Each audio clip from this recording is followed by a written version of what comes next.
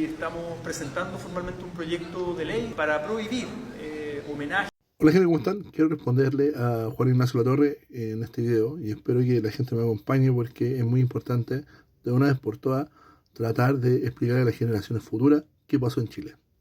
Juan Ignacio Latorre, punto 1, para que ustedes vayan revisando su video, dice que la prohibición a la alusión del contenido que vanagloria la Junta Militar.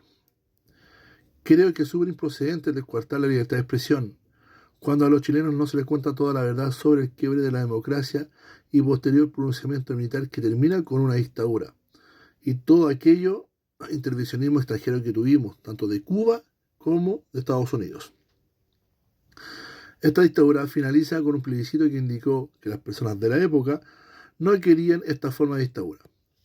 Y lo digo esta forma de dictadura porque todos debemos coincidir que Pinochet era un dictador anormal, ya que por los parámetros de dictadores que hoy día tenemos acceso a la información, es uno de los pocos en la historia de la humanidad que se sometió a un plebiscito, lo perdió y respetó, independientemente que no le haya gustado el resultado.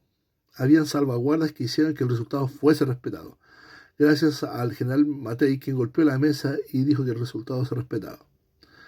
Este general, yo no veo estatuas ni memoriales en su nombre por pararse de tú a tú con Pinochet para así tener esta democracia, la que tenemos hoy. Perfecta, imperfecta, pero es la que tenemos. En segundo punto, el contexto que él habla, el contexto del golpe de Estado.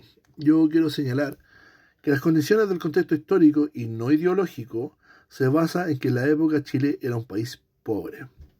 Que sí, escúchenme bien, sí existía la mal denominada lucha o guerra de clases.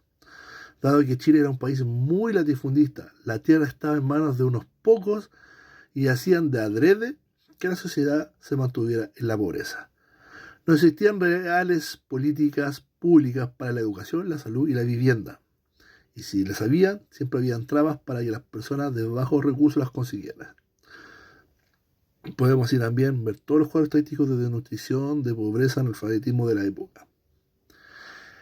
Independiente del apoyo de tus colegas, Juan Ignacio Latorre, creo fielmente que la historia no se debe manipular a conveniencia de un sector político determinado, ¿ya? Porque no corresponde. En cuarto punto, quiero de una vez por todas entender lo que para la izquierda significa el negacionismo que tú nombras tanto. No entiendo que en tu sector siga llamando negacionismo, si todos entendemos y sabemos y condenamos los crímenes cometidos por la dictadura militar. Lo que sucede es que tu sector no le explica a la opinión pública y a las generaciones venideras lo que pasó en el quiebre de la democracia. Y si no te gusta hacerlo, para eso estoy aquí, para brevemente hacerlo y que la gente me acompañe. La gente del mundo izquierda, muchos de ellos letrados, venidos de lo más alto de la sociedad en la época que estamos hablando, niños con dinero, bajaron a las poblaciones, instaurando la lucha de clases desde los años 20. Estos jóvenes, comillas revolucionarios, hicieron creer al obrero que no tenía ningún tipo de estudio, que él era capaz junto a su grupo de integrantes poder tomar una empresa, tomar una fábrica, tomarse un campo y administrarlo de buena manera. Evidentemente que sin estudio y conocimiento de economía, de administración o finanzas no lo puedes hacer. Pero bien, a ellos les metieron los pajaritos en la cabeza para hacerlo. Esto generó que por concepto tan bélico de guerra o de lucha de clase, en Chile se comenzara a dar crímenes de democracia como por ejemplo el del ex ministro Edmundo Pérez Sujovic. La violencia física irrumpió como medio para acelerar el proceso expropiatorio. Propietarios y campesinos y agitadores políticos se enfrentaron incluso mediante las armas. En un caso emblemático de estos hechos fue la batalla de San Miguel, en los Andes, que más de un centenar de campesinos apoyados por el Frente Interno Socialista se tomaron el fundo y mantuvieron como rehenes a su dueño y a su esposa. La izquierda esperaba que el enfrentamiento con carabineros diera lugar a la Sierra Maestra chilena, como un paso clave en el camino hacia la revolución socialista. También hubo episodios que los propios campesinos decidieron resistir la expropiación del gobierno, como en el Fondo Santa María de Longotoma, en que casi 200 trabajadores rechazaron las medidas de la Corporación de la Reforma Agraria. El clima de polarización, con crispación y violencia política se agudizó durante el gobierno de la Unidad Popular y se extendió por todo el campo chileno. El movimiento de izquierda revolucionario MIR, inspirado en la Revolución Cubana, promovió la vía armada en el campo a través de movimientos campesinos revolucionarios. Tuvieron como base de sus operaciones la región de la Araucanía, donde bajo consignas como tierra o muerte, ocuparon el predio Tres Hijuelas, fundando ahí el campamento Lautaro. En un importante discurso en Temuco en noviembre de 1971, el líder del MIR, Miguel Enríquez, llamaba, abro comillas, expropiar a toda la gran propiedad agraria sin indemnización, cierro comillas, y abro comillas, instalar un gobierno revolucionario de obreros y campesinos. Ojo, cierro comillas, ojo, estos mismos obreros que no tenían ninguna preparación en nada más que en sus labores propias de oficio. Sigo. Las expropiaciones, las tomas de terrenos y los enfrentamientos afectaron la vida de muchos propietarios de forma dramática, dejando incluso un saldo de muertos en abril de 1971. En el fondo de Hijuela Grande de Nilahue, tras ver cómo ocupaban sus tierras Jorge Barahona Puelma, murió a causa de un infarto cardíaco. Según relata su hijo, tras los hechos lo llevaron rápidamente al padre al hospital, pero murió en el camino.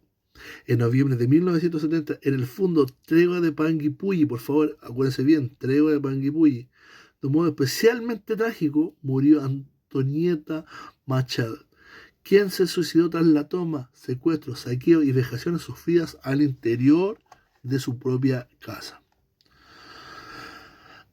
Además de quienes podían estar en contra del gobierno de Allende, grupos ligados a la izquierda como el BOP, el MIR, en las marchas golpeaban a las mujeres y hay quienes marchaban en contra del gobierno.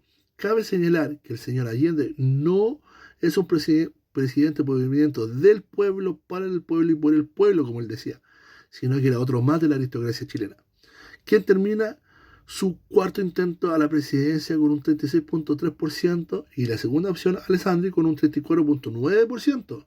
Ahí. Y ojo, que nunca se toma en consideración a Rodomiro Tomic, que tenía un 27.8%. Esto hay que señalarlo. Las tres opciones, loco, estaban muy, muy divididas. Entonces no podemos decir que Allende era un presidente del pueblo y que todo el mundo prácticamente lo eligió, como nos han hecho creer desde niños. Allende fue ratificado en el Congreso con el apoyo de la democracia cristiana, quienes hicieron un pacto de garantías democráticas realizado en 1970 entre los partidos y movimientos de la Unidad Popular y Partido Demócrata Cristiano. Buscaba precisar y desarrollar y hacer efectivas las garantías constitucionales de los derechos individuales y sociales a través de un estatuto de modificación a la Constitución presentado en el Congreso en octubre de 1970. O sea, ya se intuía que Allende podía ser un tipo que se pasaría por cierta parte de la Constitución. En el otoño del invierno de 1970 fueron inusualmente violentas.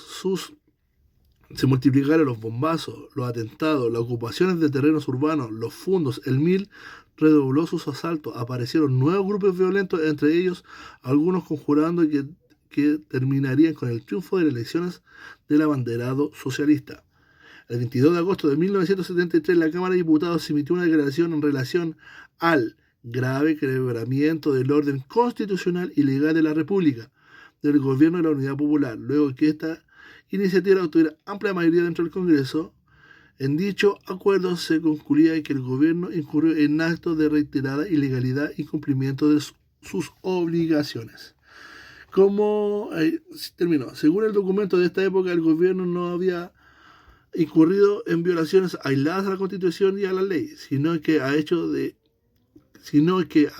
ellas un sistema permanente de conducta, llegando a los extremos de desconocer y atropellar sistemáticamente las atribuciones de los más poderes del Estado, violentando habitualmente las garantías constitucionales aseguradas a todos los habitantes de la República.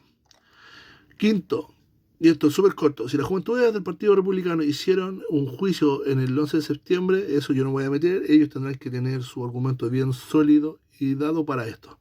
Por último, cuando habla de la reconciliación con las Fuerzas Armadas, creo que la sociedad civil con ellas, en el principio de la época, ya tenía un 44% y hoy en día creo que tienen más del 60-70% del apoyo de la población para que salgan a las calles a poner orden y seguridad, que es lo que todos pedimos. Les dejo este video, muéstrenselo a las generaciones que vengan, síganme y compartan.